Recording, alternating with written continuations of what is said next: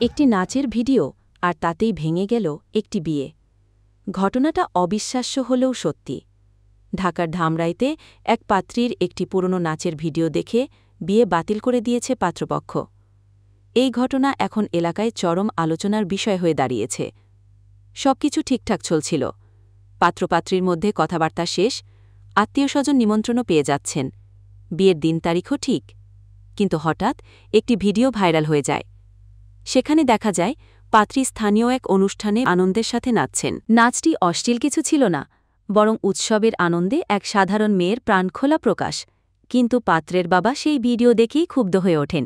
তার ভাষায়, আমার ছেলের জন্য এমন মেয়ে মানায় না, আমাদের পরিবারের ইজ্জত থাকবে না। আর সেই এক কথায় সব শেষ, বিয়ে বাতিল হয়ে যায়। পাত্রের বাবা স্পষ্ট জানিয়ে দেন, এমন মেয়ে তার ছেলের জন্য উপযুক্ত নয়। কোনো আলোচনা বা ব্যাখ্যা শুনতেই চাননি তিনি।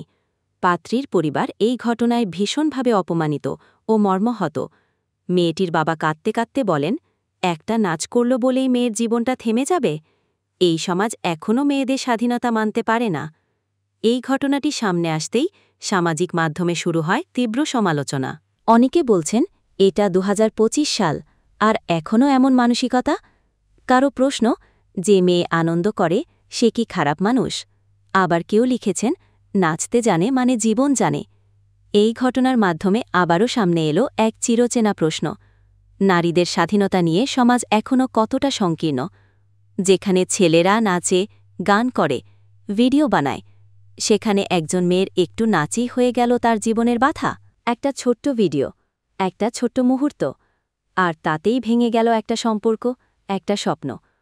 প্রশ্ন রয়ে যায়, একটা নাচ কি আসলেই কারোর চরিত্র নির্ধারণ করে? আপনার কি মনে হয়, এই ঘটনায় দায়ী কে, নাকি সমাজ? আপনার মতামত কমেন্টে জানাতে ভুলবেন না।